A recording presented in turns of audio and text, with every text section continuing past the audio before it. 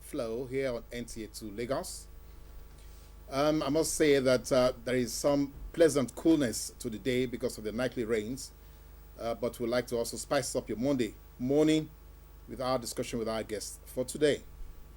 The program, as always, we say to you, we try to bring you something a little more exciting, a little more interesting, and that's what we're doing again this morning with our guests. It's my pleasure to let you know that we have a guest in the house who is a graduate of international relations from Obafemi Awolowo University, Ile-Ife. He is a strong advocate of social engineering. He has also is boasting of extensive experience in leadership, over 20 years in business and his professional career. He has, over these years, shared this experience both within the Nigerian economy and the international marketplace. My pleasure welcoming you, or welcoming on your behalf to our studio, Mr. Dipo Famakinwa. Good morning. You're welcome to the program. Nice to be here. Thank you. This is Close Flow, and what we do here is to have a flow of conversation, which is no holds barred. You can say whatever is on your mind, just as long as you respect other people's reactions. And we're going to be getting a lot of phone calls here this morning, so I hope you're ready for us. Mr. Famakinwa is the chairman of the Planning Committee Development Agenda for Western Nigeria, which is acronym the DAWN. This is a regional grouping that we'll be talking about, extensively in this program. Let me ask you first, what do the Yorubas want in the Nigerian Federation? Well, you just said it. In the Nigerian Federation, the Yorubas, or the Yoruba, if I might correct, the phrase, the Yoruba actually want true federalism, or what you would call federalism. If you wake up any Yoruba man or Yoruba woman, and you ask him or her what he or she wants out of Nigeria, it is the kind of federalism that would enable the Yoruba to develop at its own pace. What we have right now, you would agree with me, I am not going to be the first person to say it, it's very much in the public space, is what you can call a camouflage of federalism. This is absolutely not a federalism. We had seen federalism in Nigeria before, and it worked for us. What we have right now is over-centralization of power in Abuja. And Abuja, therefore, has become some kind of behemoth that is actually constraining the rest of the country or the federating units from developing. At their own pace. At their own pace. I would say, perhaps, and I'm sure that I'm right, the priority of the Yoruba people is possibly not the same as the priority of the people from the north, or the priority of the people from the southeast, or from the south-south. I believe development is about priorities, and it is local. This is not to say that one component of the country is saying that it will rather be alone. It is just saying that it is the strength of each of the component units of this country that would lead Nigeria to greatness. Okay, all right, that is succinctly put. But quickly, if you go back to the 60s, because you said federalism had been here before and it paid, it worked for everybody. So going back to the 60s, apparently that's what you're referring to. Going back to the 60s, what was the quest for the Yoruba in the national federation, as it were, or in the need for a strong federation? What would it? Well, I'm sure you would agree with me that the glorious days of the Yoruba were in the 60s that you referred to. In the days when Chief Obafemi Awolowo was the premier of the Western region. And again, some other parts of the country would tell you that was also their glorious years. Those days were their glorious days. And what happened then was because we have regional development. The Western region, the Northern region, the Eastern region, they were able to mobilize their resources, their talent, their intellect to develop their regions in line with their priorities. That was what happened then. But the coming of the military imposed a unitary system of government on the rest of us. And it has put us in a cul-de-sac that has, in so many respects, limited the capacity of each of those regions to develop at their own space. So in providing an answer to your question, what stood us out then was because we had regional self-government, and we were able to mobilize our resources, our talents, our capacities, and the people, towards development in line with the priorities. Okay, well, again, there seems to be, maybe, I don't know, maybe it's just a change of language or a change of terms. But everybody's talking about, because you just referred to it again now, that everybody's like in a cul-de-sac. You are being handpicked by the central government. So marginalization is the word. That is the buff word now that everybody's using. So who is marginalizing who, or who is being marginalized? Well, it's because we are talking of a Nigeria that is not working. That is why people talk about marginalization. Everybody then therefore sees a large pot in Abuja where we must all run to and take out what we can quickly grab out of it. That is not how it's supposed to be. I am sure the average Nigerian will tell you really that he is not particularly concerned about who is the president of this country if he can find development at his or her doorsteps. Under normal circumstances, when you have what you refer to as true federalism, power is supposed to devolve to the regions, to the federating units. Power, capacities, opportunities, development possibilities are supposed to devolve to the federating units. But when you have a Nigeria where you have to go to Abuja every month to ask for your own share of the national cake, which in many instances is not actually baked by everybody, then you find a centralization of power and a centralization of resources that draws everybody to Abuja. That is when people will begin to say, you are not giving me my own share. I am not having enough share of what is in this pot. But if we stay in our own regions and we build the cake, nobody, I tell you, nobody will begin to feel about marginalization. However, Nigeria is for everybody. It's for us all. And it must be seen to be fair to everybody, irrespective of who is in power.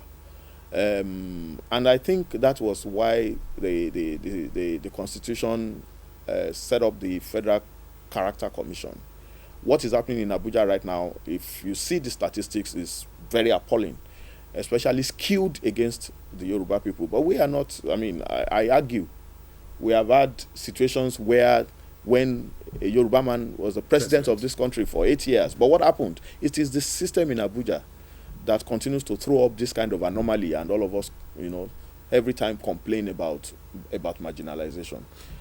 Well, this is off the cuff now. Don't you think that the question of the strong federation came on the back of the civil war, on the need for a unifying factor, and therefore there was a need for a strong federal government that can make sure all the, as it were, federating units can begin to look forward to and say, okay, yes, everybody is part of this center. Don't you think that is right? I can assure you that Nigeria will be stronger if we have true federalism. Right now we all complain of all kinds of things. The Boko Haram people are saying something to us in their own language. Some other people are also saying it in their different languages. It is because people feel Nigeria is not serving them. Putting all of us together by force. In any case, Nigeria was not, nobody sat down with the people of Nigeria to say that we want Nigeria. If, however, we agree that Nigeria is better together, then let us talk about the kind of Nigeria that we want. This is not the kind of Nigeria that we want. We know the kind of Nigeria that we want. Everybody knows that the kind of Nigeria that can serve the people of this country is the Nigeria that provides opportunities for everybody to develop at their own pace. Okay? It is not a Nigeria that has what people now refer to as feeding bottle federalism. Everything must come from Abuja.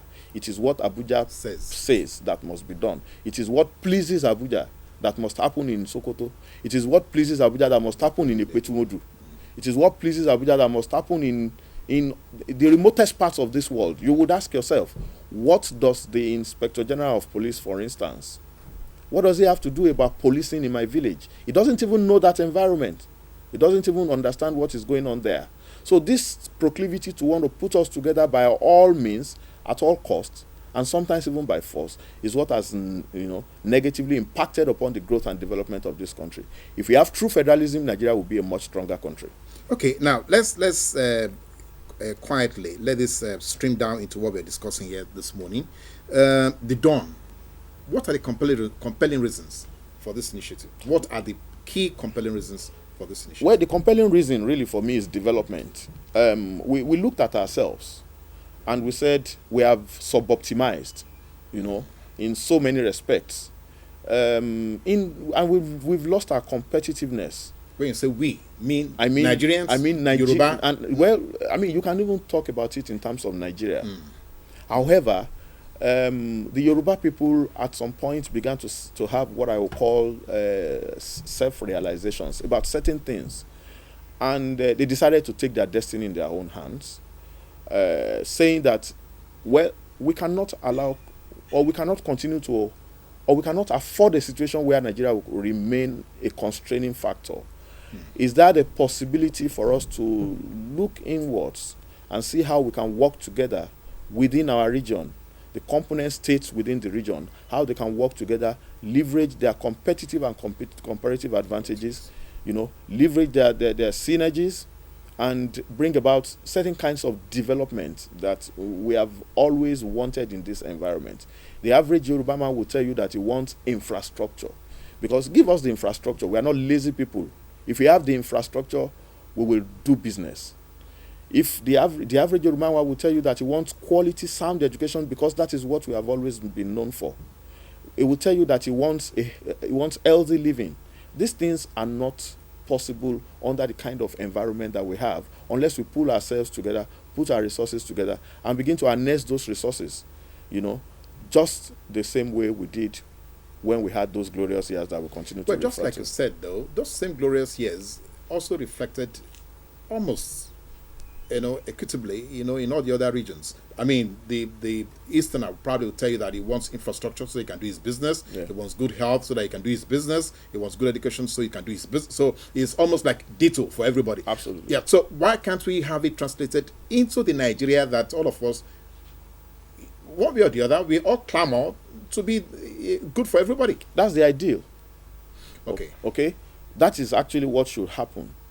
The Abuja, or let me say the federal government in a federalism should be concerned with issues of enabling the component parts of the country to function effectively. Okay, should be concerned with the issues of defense, issues of foreign relations, issues of national security, and allowing the component parts to become hotbeds of business possibilities and business opportunities.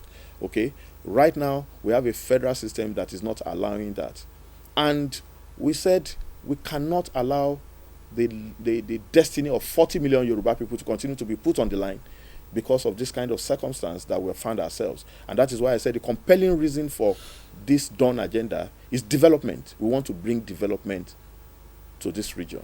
Okay. Now, this initiative is by the Afenifere Renewal Group, right? Well, the Afenifere Renewal Group became a midwife of the initiative. It was loud and clear that the Yoruba people wanted some form of arrangement that would, especially after the 2011 elections, where we had people who could possibly see eye to eye and speak the same language. It became very loud and became very clear that the Yoruba people were looking for an opportunity to reenact those glorious years. Afenifere Renewal Group became a midwife of that process. We took up the gauntlet to say, okay, yes, let's even see how this is possible. So what happened was that we have a body based in Ibadan called the Yoruba Academy. Afenifere Renewal Group gave Yoruba Academy a remit to prepare some studies to show that what we are talking about is possible. Okay, so it was a study that the Yoruba Academy did that led to the development agenda for Nigeria, development agenda for Western Nigeria strategy roadmap. Okay. The strategy roadmap was crafted by some of the best brains in Yoruba land, irrespective of political parties, technocrats, bureaucrats, from all walks of life. And we sat down at the University of Ibadan Conference Center for 3 days, feeding from the study that came from Yoruba Academy, and the strategy roadmap came about. Okay. So, but in all of those processes, it was the Afenifere Renewal Group that superintended. All right. Well, you just took the next question off my mouth, because I was going to say to you that Afenifere by itself is not a pan-Yoruba group. Therefore, do you have sufficient representation, on the thoughts that came into this initiative? Afenifere Renewal Group is a pan-Yoruba group.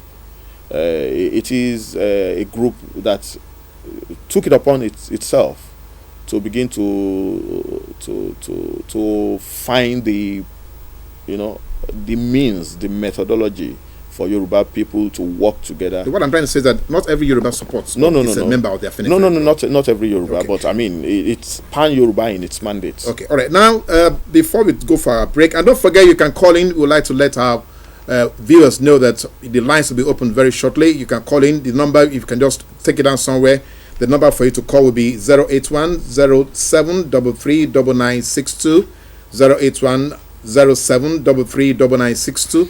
Write the numbers down somewhere, and then you can call us in the course of the program when the phone lines are opened. Now, what I want to ask is this: what are the major platforms for this initiative? I mean, it's about development, we agree. So what are the key platforms that will be the key deliverables that everybody can begin to measure? That are you impacting correctly what you have promised? Okay, what we did, or what we have done, let me just give you a background to all of this. When the strategy roadmap was developed, it was presented to the Yoruba public. All the governors in the southwest of Nigeria were present in Lagos, at the City Hall in Lagos, where the document was presented, and it was adopted as a roadmap that could, actually provide the basis for this agenda. The governors subsequently set up a technical committee made up of representatives from each of the states in the southwest, to now take the process beyond the launch. And the technical committee itself has been meeting and putting in place all kinds of structures, to ensure that the development agenda becomes a reality. But in terms of the platforms that you talked about, we have constructed this agenda based on certain pillars. We call them pillars of development. We have what we call the economic competitiveness pillar, or economic development pillar, social and human development pillar. There's a pillar for infrastructure. There's also a pillar for good governance, institutions, civil service, and there's a pillar we call homeland affairs. Okay, so the pillars are actually to begin to narrow down on the specifics of what needs to be done in the area of infrastructure, in the area of education and health and youth development, in the area of economic development, especially agriculture, in the area of civil service, rebuilding our institutions, ensuring that there is good governance in the region, and all of those things that we think are very important to development. I must say that it is not like reinventing the wheel. It is only just focusing on certain areas where we think development can be delivered to the people. Okay. We see he is the chairman of the planning committee. No, he's the director general of the commission. Okay. Commission. You are the director general. Fadi is wearing the hat, or is the host that is going to be speaking on behalf of the Dawn. Mr. Dikpo Famakinwa is still here with us, in the house. We're going to take a break now. While we're coming back, we want to now to talk about how are you going to take this on the street. Okay? Don't go away. Just be with us. We'll be back with Mr. Famakinwa shortly.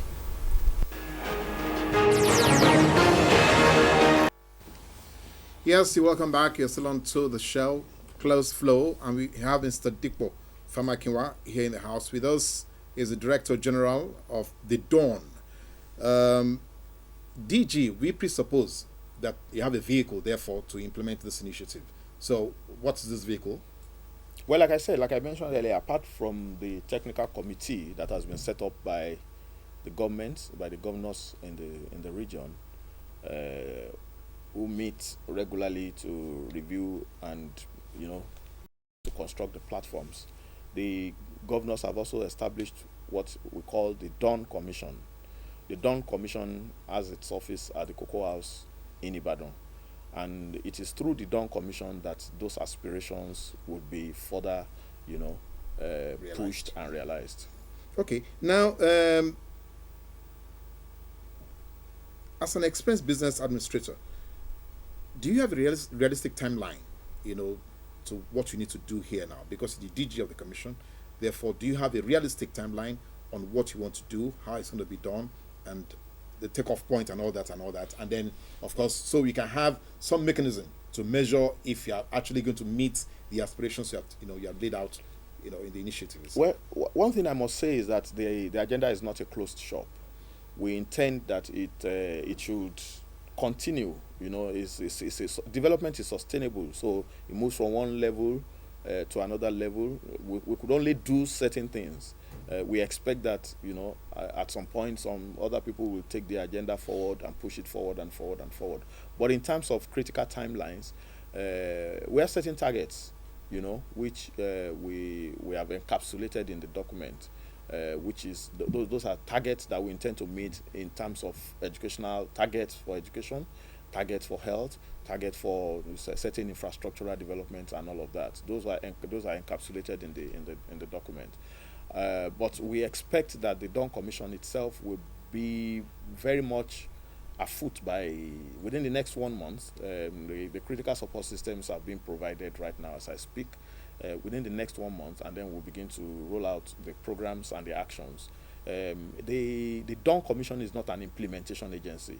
It is an agency that would develop the ideas, develop the proposals, develop the technical possibilities, and ensure that those ideas, the technical possibilities and all of that are executed by the various governments. Okay? But what is important is that we're looking at programs and projects that are better done by all of the governments in the Southwest together rather than the individual. Right now, as we speak, there are very fantastic local initiatives at the local levels in all the states. But there are certain initiatives, there are certain projects, there are certain programs that we believe that it is when they do it together across board that they can enjoy, the benefits of economies of scale, and they can enjoy the benefits of, cost maximization, cost efficiencies, and all of that. So those are the kinds of things we're talking about. But so in essence, the commission or the board, as it were, is playing some advisory role, because you do not have a big stick, a big button to hold against any government in any of these constituent states if they are not going to implement some of the things they're going to suggest. There's no need for that big stick because it is their commission. I mean, it is what they want to happen, to achieve. So it is part of their own development processes. There's no need for that kind of big stick. The only big stick that can come will come from the people. It is the people that have been promised certain things, that have been told that certain things will happen within specific periods, and if they are not saying it, those are the ones who can wield the big stick. But like I said, it is the government. It has become the governor's agenda. Okay, so they are the ones who must ensure that these things work. So willy-nilly, they will work hard to ensure that this becomes. My only reservation though about that, again, well, maybe not my reservation, maybe just an observation of what has happened, in the environment, is the fact that there is no bottom-up approach to this. So if the people were not part of this planning, and some of the things are not implemented or delivered as promised, so at what point, at what stage will the people have the chance to say, but we asked for this, did not give it to us? At what stage will they be able to when they vote? That's simple. When they vote? Yeah, when you vote and you don't like the government that has promised you something and has not done it, then vote the government out. That's the big stick, and that's the beauty of democracy. Okay. Now, another thing that I'd like to ask again is that where is the place of Generation X in all this? Because part of your document is to find a way for the populace to internalize some of the initiatives that you have created, and some of the landmarks that you have created. But many of the current Yoruba young generation do not even think Yoruba, do not even speak Yoruba, as it were. So where is that place in this program? Well, they don't have to speak Yoruba, they speak development. They know what they want, more than even many of us. They want good education, they deserve good education. They want to live well, they want to live in a very well-to-do, very healthy environment, very clean environment, very decent environment, and many of them have access to all kinds of media that show them how things should be. So it will be a fatal mistake not to carry them along in this process. And if you actually also consider that, what we have right now is some kind of demographic time bomb. Because most Nigerians are young people. More than 60% of Nigerians are young people. And they have aspirations. We must provide the opportunities for them to fulfill those aspirations. The development agenda for Western Nigeria accommodates them tremendously, in all of the programs. Okay. Now, do you think, or are you apprehensive that some Yoruba business elites or Yoruba, as it were, leaders may think this initiative has a reductionist tendency? Do you think they would think so? If they have businesses across Nigeria and all that, would they begin to think that you're trying to, as it were, reverse the gains that are made outside of Yoruba enclave? This is actually not about, this is not an insular program. It brings everybody, including the Chinese, the Americans, Norwegians, on board. What we are saying is we want to prepare an environment where businesses can thrive. It is not shutting anybody out. It is actually saying that possibilities here have not been tapped. Okay, and let's showcase those possibilities. Let's bring them out, and let us find a mechanism for government to create the enabling environment for anybody who wishes to do business in this part of the world to do business. It is a template, and I know that if it succeeds, and let me quickly say this: the South states already have something like this. They have the Braced Commission, the Bayelsa, Rivers, Akwa Ibom, Cross Rivers, Edo, and Delta. And the Braced Commission has actually been on ground for more than a year, if I recall, and they've been doing so much in that region. So it's, like I said, it's a template. It's just to show that this is possible. It is possible for us to create a region-based development. So that means you don't think this is a paradigm shift from what or Hanese or Arewa or Middle Belt Forum or what the other groupings? No. This doesn't have anything to do with ethnicity. It doesn't have anything. Like I said, it's purely a development agenda. It doesn't have anything to do with ethnicity, but it's a development agenda that is going to be managed within a space. It's going to be managed. It's going to be pushed. It's going to be promoted within a space, within a context. Okay, and the context just happens to be the southwest of Nigeria. Beautiful. Now that means, if I read you right, that means everybody contiguous to southwest Nigeria who probably wants to benefit from this can also buy into the project. Absolutely. So what would be the door for them to come in? How would they be able to join? If we make this environment peaceful, if we make this environment possible for people to prosper in doing their business, of course, we will attract all kinds of investments. We will attract all kinds of private capital from anywhere in the world. You understand what I'm saying? If you can find some of the best skilled, workforce here, that gives us a leverage.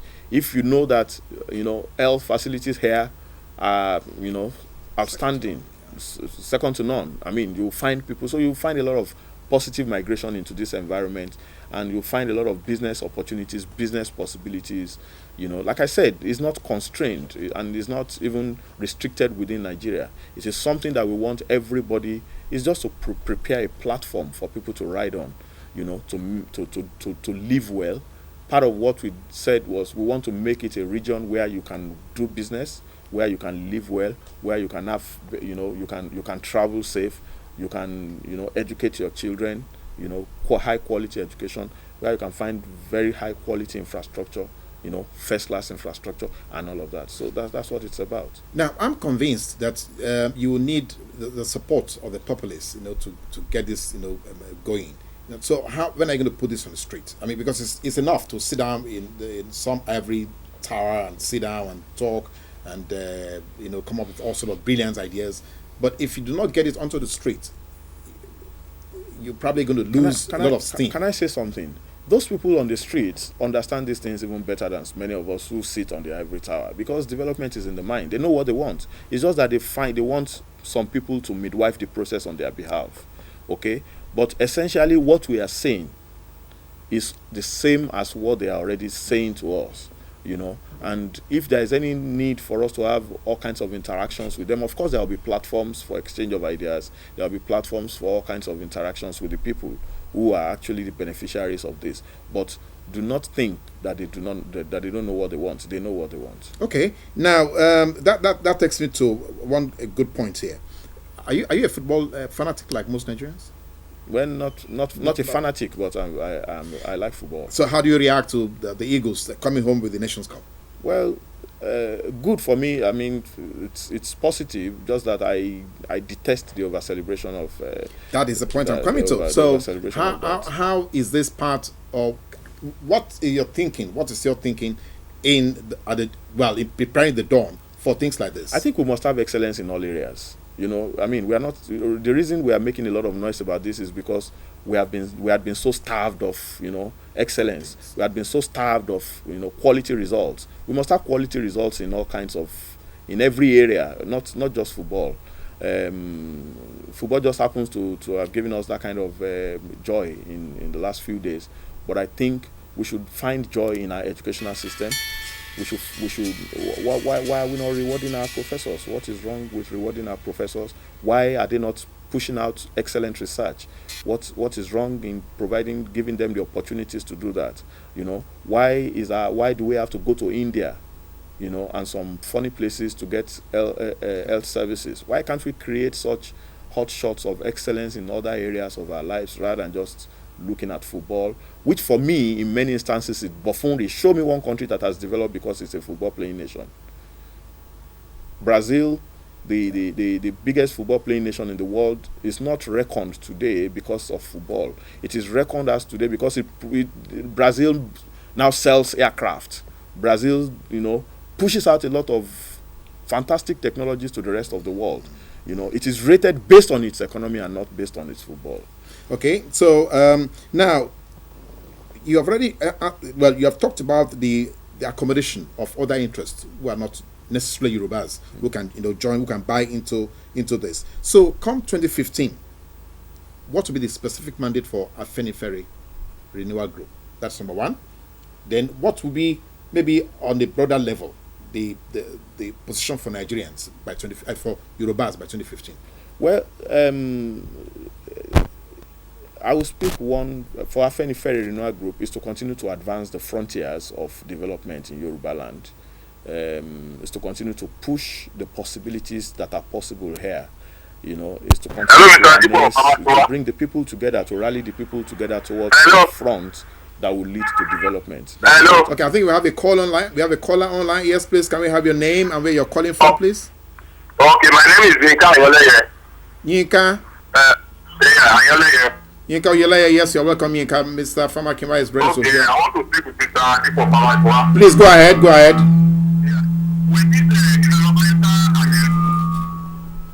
Can you lower the volume of your set? Your set is echoing. Can you please lower the volume of your own TV set?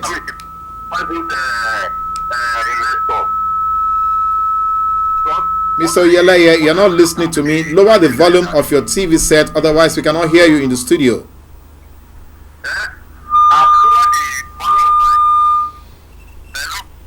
Mr. Oyeleye, you're not communicating because your TV set is too loud. You have to lower that volume so we can hear you here.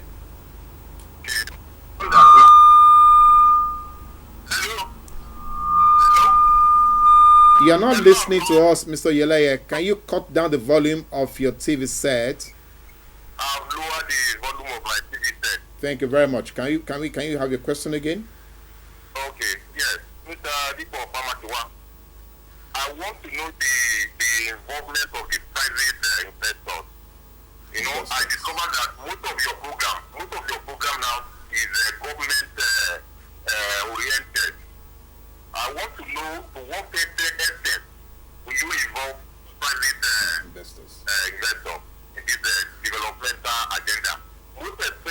on health issues.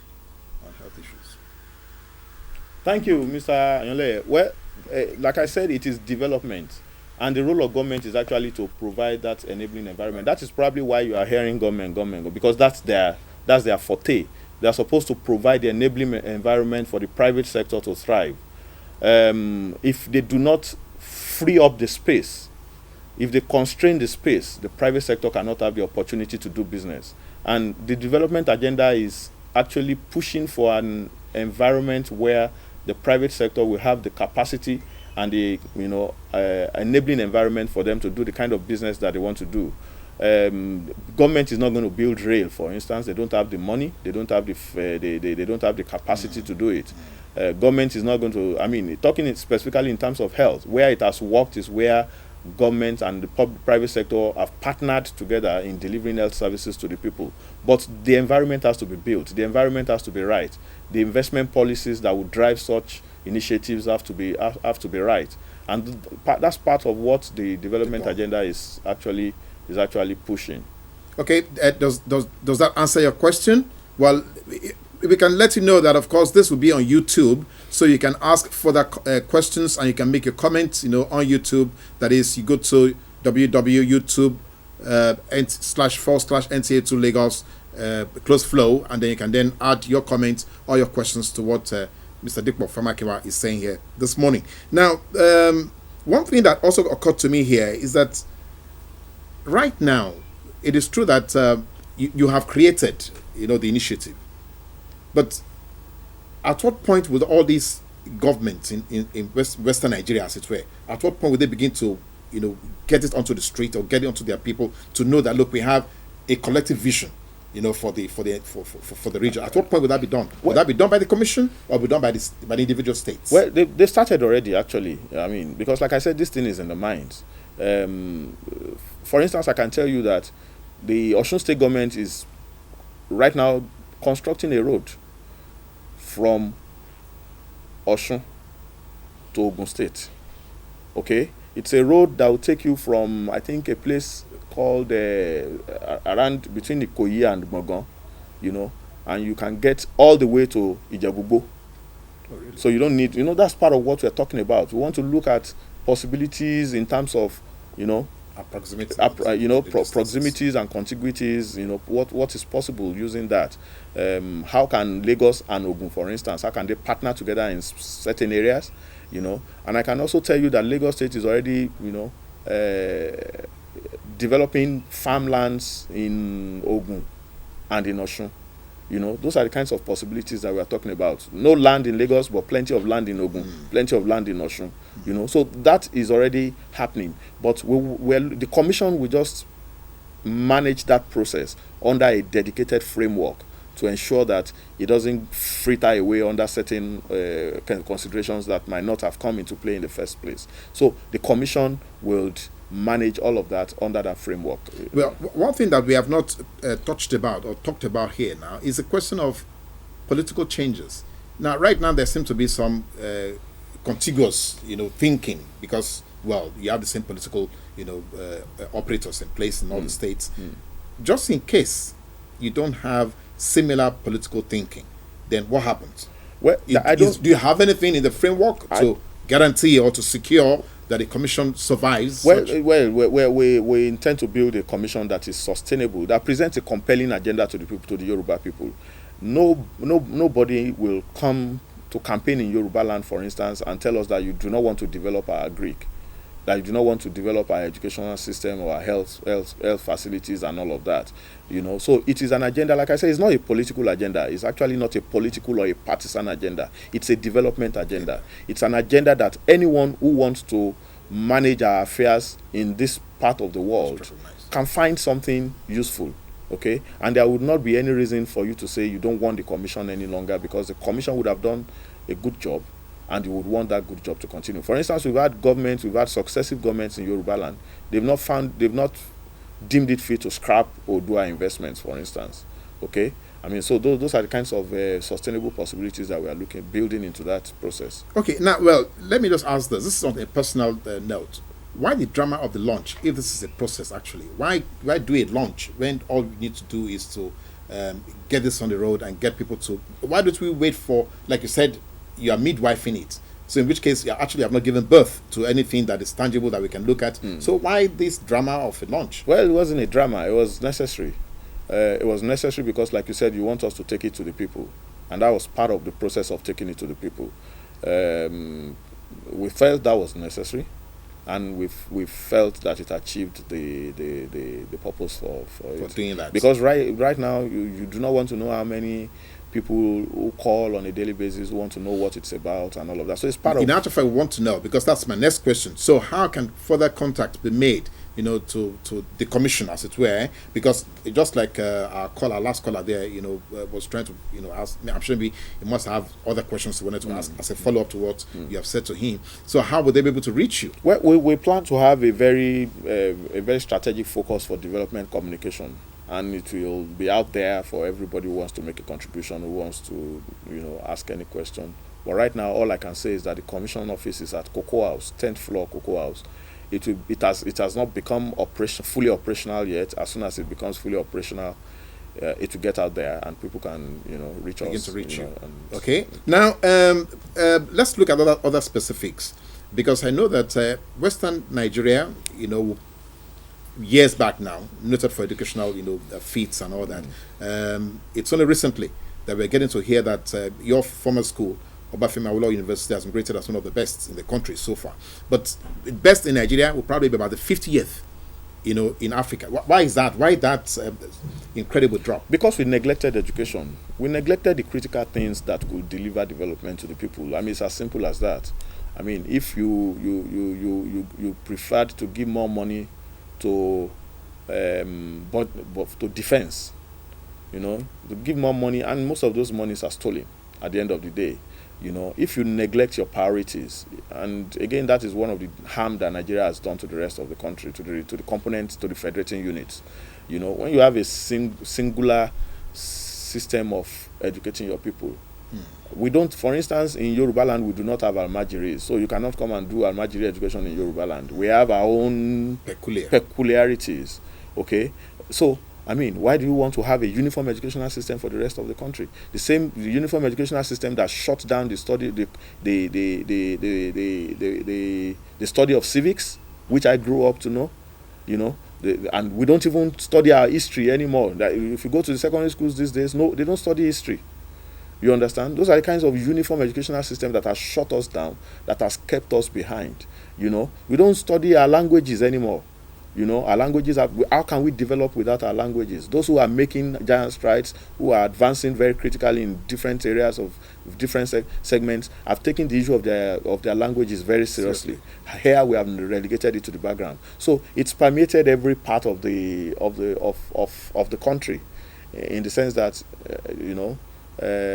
nobody did anything to ensure that the kinds of development that we were coming with, were sustained. Okay, now let me come to the question of language, because that, again, I think is critical to what the Dawn is about to achieve. How are you going to deal with that? Because I know that in many schools in Western Nigeria today, Yoruba is not even, I'm not sure it's taught at all. I know that our children these days the emphasis will be on English, on French, and some other foreign languages. So how do you want to tackle that? That's number one. And then what time frame do you have to see transformation, where some of our kids can begin to think in Yoruba or to think in their native languages before they begin to think in a foreign language? Well, part of what we have said really is that we must bring Yoruba back as a medium of instruction to our schools. Okay, that's the basis. Insert the language in our educational system, insert the language in our media, okay, because we took them out. We took our languages out of our educational system, we took our history out of our educational system, we took them out of TV, radio, social media. We took them out. Let's bring them back. Simple. And then make sure that at home, we also, it's a consciousness. We lost the consciousness, and it's to bring the consciousness back. Part of what we're looking at at the level of the commission is to set up a body that we call Western Nigeria Heritage Advancement Body. The Heritage Advancement Board will deal with issues of our language, issues of our heritage, issues of our culture, and those things that have been lost. We have some critical signposts to bring back some of those things that have been lost. Okay. Now, what would you want to see? Maybe we are planning towards 2015 now. What would you be hoping to see, let's say by late 2014, before we begin to campaign for 2015 about this initiative? Well, like I said, you would have started seeing some critical signposts that say, okay, we are back on the march of development.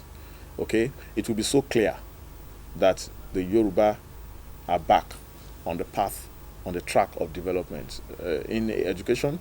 For instance, we would ensure that our students who write external examinations, the rate of success becomes higher. Probably move from maybe 5% as it is right now on the average to above 50%, 60%. When you begin to see such critical signposts, then you know that we are back on the path of development. Okay, Mr. Famakinwa, thank you very much for coming to speak with us. We want to wish you excellent successes, with this initiative. Thank you. We do hope that we're going to have reason to call you back here once we know that there's some measurable landmarks that you have been able to make on this project. So again, thank you very much for coming to speak with us on Close Flow. Thank you. We'll keep a close watch on what you're doing, and then we'll report back to Nigerians. Thank you. Well, for all of us who have been here with us, thank you very much for watching. Don't forget, we would like you to continue this conversation on YouTube. Send in your comments, send in your questions. We'll get across to Mr. Famakinwa, hopefully, so that they can also feed you back. And until Wednesday, when we come up with the second edition of the program, it's been nice having you here, and a great thank you from our crew, the entire crew here. Thank you very much, and bye. Have a great day.